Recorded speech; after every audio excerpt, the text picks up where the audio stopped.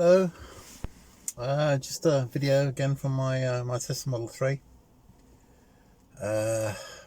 Talk about the world at the moment. Things are looking up. There's a vaccine out, and it started yesterday, and a few people, well, no, thousands of people have been apparently inoculated. Old people, or vulnerable people, and it looks like there's a bit of a future.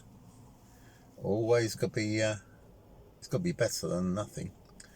It's a strange thing because, as far as I can make out, and it is a bit like as far as I can make out, because all the reports you get, they seem so differing. Everything's a bit. There's no sort of straight answer, but as far as I can make out, that if you have the vaccine, you've got it in two stages. You have one, and then 20 days later, so you have the booster. And they say it makes you immune, which of course is great. But as far as I can make out, you can still catch the virus even though you've had your injections, but you don't get the symptoms from it. It's like you get it, but you don't get harmed by it nearly as much. Now, I'm assuming by that they mean you can still, if you get it, you can still spread it. Now, I'll scratch my head a bit about this, because does that mean you have still got to protect others even though you've had the vaccine, because you could still be spreading it? Now, these are a few questions I'm not too sure about. And the other thing is, if you can still spread it, so you've got to take precautions, you've got to wear the mask to protect others, because you might have it, but it's not going to affect you. It sounds to me like this vaccine, and this is nothing, sounds great. Is it making old people young? Because it seems to me the young people can get it, have very little symptoms from it, and just bounce back. So is this vaccine a make you young vaccine? Can't knock that. But if that's the case, surely the people who have had it have got to be treated like the young people now. And the young people, I think, are treated quite badly, because they're told to lock down and look after themselves and look after granny and be careful and don't go out. And for their point of view, you could say, well, if I was a young person, I'd say, well, it doesn't affect me. Why am I told to do this and that? They could say that it's for the old people to look after themselves, because the virus doesn't affect me.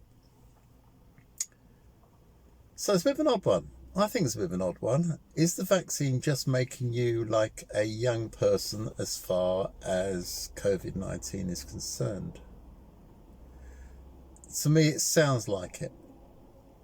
If you're still a spreader, even though you've had the vaccine, but you won't suffer from it, just like young people, well, how's that roll? But it's a good thing. Obviously, it's a good thing. If everyone had it instantly, bang, great. Everyone would be young, wouldn't they? I mean, that's the way it goes, because everyone would be young, can do what you like. You get the COVID, and you feel a little bit bad, but you don't feel bad like you feel now, which is, if you're old, the bad could be you feel a bit dead. So obviously it's a good thing. Makes you young, it seems. Or am I wrong? Because experts talk to you, and experts on the news, and there's so many unknowns. Like, so many unknowns. Do you need it every year? Do you need it every 2 years? It's like the flu injection. There's so many answers that aren't, so many questions that aren't answered. It's a bit vague. And when you've got experts telling you we're not really that sure, it's a bit scary. And you get politicians using coronavirus as a political issue.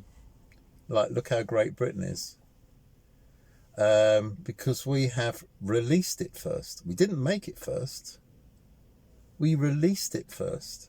And we're all going around, politicians are going around like saying, we're the greatest because we released it first. Well, that's a bit of a puzzle, because if you released it and it was dangerous and you did it first, is that something to wave your arms around and be happy and how great we are? I mean, I'd be happier to take the... I mean, if they said to me, yeah, come and take the vaccine today, I'd have it. But they won't, because I'm not quite that old. I'd rather have a vaccine which the EU have said is fine, because it's members of the EU who have made vaccines. We're using the vaccine that they have made, and we're saying how great Britain is when we're using their stuff. It's funny to think that we're coming out of the EU because it's so awful, and yet we say the vaccine is great, Royal Britannia, when it's members of the EU who have made the vaccine. Does that sound a little bit odd? Does it sound a little bit crooked? It does to me. But then I'm a Remainer, because I don't see the benefit of standing near the fire and then vote for leave and jump in the fire, because it'll be different, because people voted for something different. Didn't matter if it's good. We want something different. Yeah, oh well. Is different always good? I'm not so sure. Of course it's not. Anyway, that's a short one from me now, because I can't think much to say. My test is perfect as usual. Range is everything, and one day 400-mile range. There's Tesla Model S has officially got a 400-mile range, the 100 kilowatt one, but then other cars could have a 100 kilowatt battery.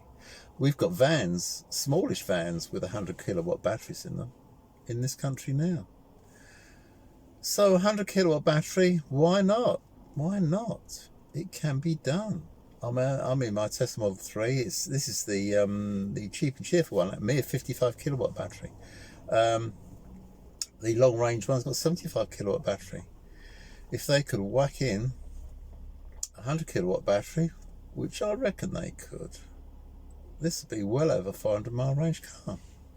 And that solves charging stations. It solves the infrastructure, because UK will never get infrastructure.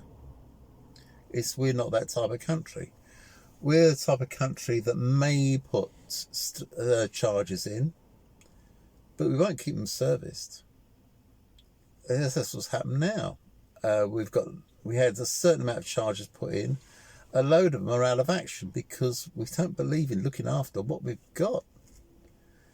They don't get regular servicing. But if you go to a Tesla supercharger site, their chargers work, because if they go wrong, they fix them.